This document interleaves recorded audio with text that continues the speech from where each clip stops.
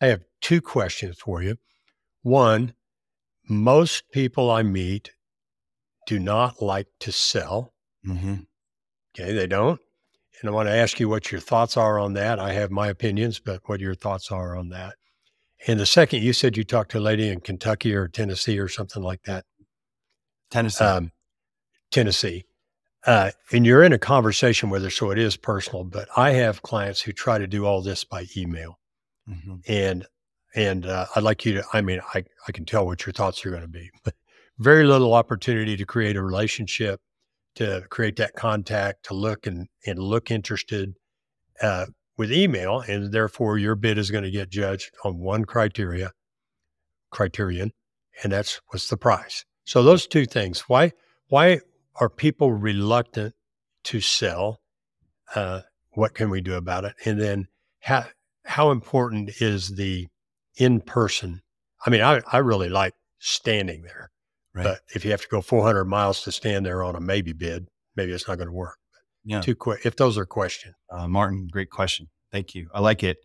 I'm going to tell you a story. I do think our our nemesis, our enemy, if we were in a movie and we were the business owner or the person selling, the villain we're up against is this salesperson in our mind that we see in the movies, right? And it's the slick guy. He's going to convince you, force you, not listen, just kind of cram that order down. What do I need to do to get you to buy today? And none of us want to be that.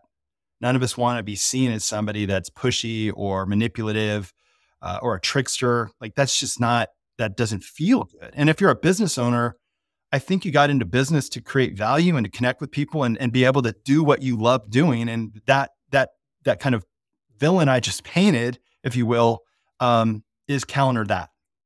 So the first thing I would tell you, and then I'm going to tell you a story, is sales is not that.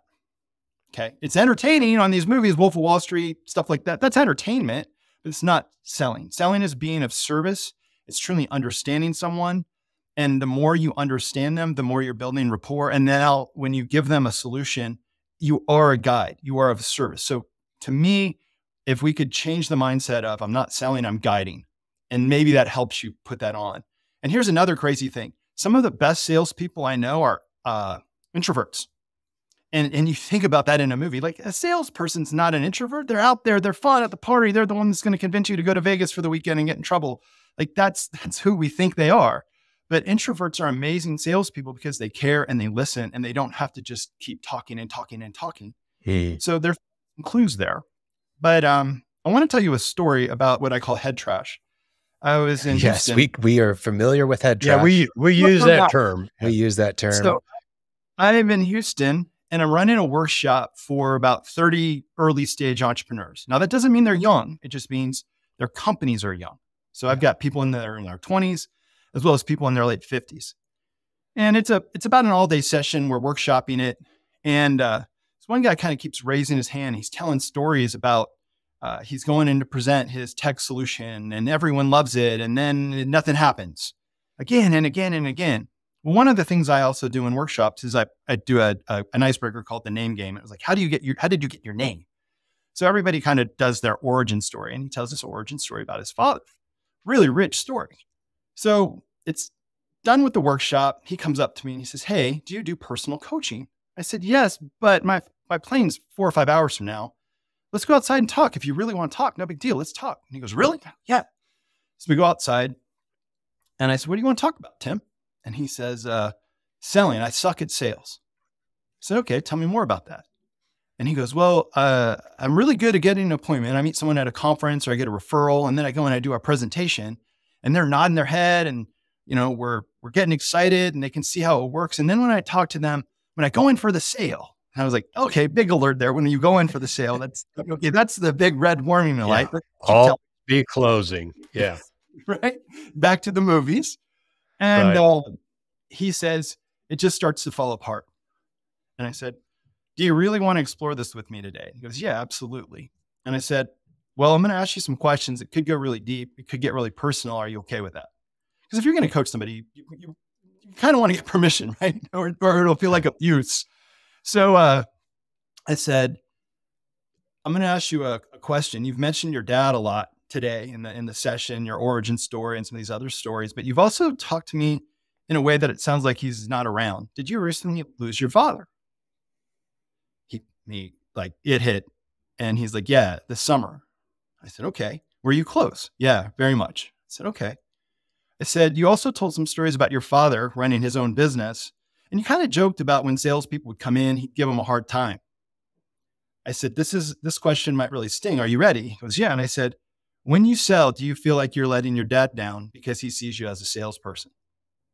And he starts kind of getting teared up and he's like, yeah, he can barely talk. And I was like, that's okay. I have that very issue too. And I had to get over that. And I had to realize that I'm a guide and that there's certain things that I really care about. And that's why I got into the business that I got into. That's why you do the tech business that you do. You care about people, you care about solutions. That's why selling isn't this manipulation thing. Selling is caring, helping people understand and giving them a path forward. I said, Tim, I'd like you to try this next time. Invite that person to try your product. Don't sell them. Just say, hey, this has been a great conversation. I'd really like an opportunity to let you demo this. I'd really like you to give you an opportunity to try it and then give me some feedback. Because ultimately, the reason I got into this business was to solve this problem. And if I can solve that problem for you, I'd love to know. And or if there's a modification or something you think I should do differently, would you tell me? He's like, that's all I need to do. That's all you need to do. And sure enough, over the coming months, I get emails and messages from him and it's working. But he had to kind of let go of, I'm going to call it trauma. And I think a lot of us, maybe it's our parents, damn salesperson or this car sales guy, he's always trying to, like, there's some story in our head that when we get out of our truck or we go talk to somebody, we're worried we're that person. And I guess my invitation is let it go. Let it go and reimagine yourself as just somebody there to help. It's your best friend. You're in your best friend's living room and you really want to help him have this amazing addition. And I know we're kind of talking residential, but hopefully people get the idea, right? Yeah. You're seeing a person you're talking to, someone that is a good friend of yours, and they've reached out because they know you do great work and you can help them. So let's show up like that instead of like, oh my God, if I ask them for the order, they're going to hate me. If I ask them for a next step, they're going to feel like all this rapport, all this friendship just got flushed down the toilet because they think I'm going to be selling them now. That's just not true. I love that story. I have a similar one. I was doing a presentation on financials to a large veterinary distribution company, a lot of guys in there. And the next morning I was just having breakfast before leaving and a young guy walked up. He was from Holland, as a matter of fact, but he came over here. He said, do you do anything with sales? And I said, well, yeah, it's coaching, but have a seat. He said, man, I came over here and I'm responsible for equine veterinary products. And he said, I don't know anything about selling. And I said, well, I got 20 minutes here. I said, tell me this. What are you thinking when you pull up to that rancher's ranch? And he said a few things, nervous. I said, but deep down, what are you thinking? He said, I need to get a sale. Right. And I said, okay, if that's what you think, you're going to lose a lot. You're going to be you're going to suffer because you are going in there knowing that you're asking this guy to give you something. And people feel bad about that. Yeah. Not everybody, but a lot.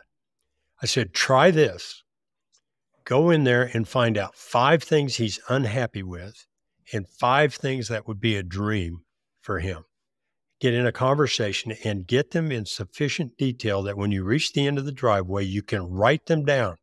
If you can't write down 5 things, well, I hate it that my customers think I'm stupid because their horse is sick, whatever it is.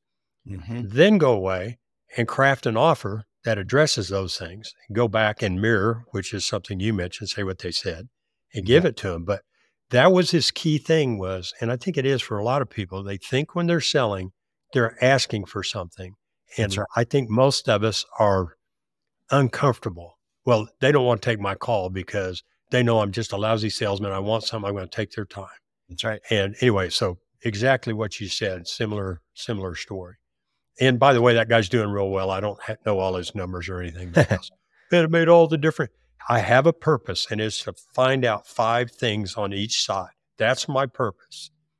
And people respond to it.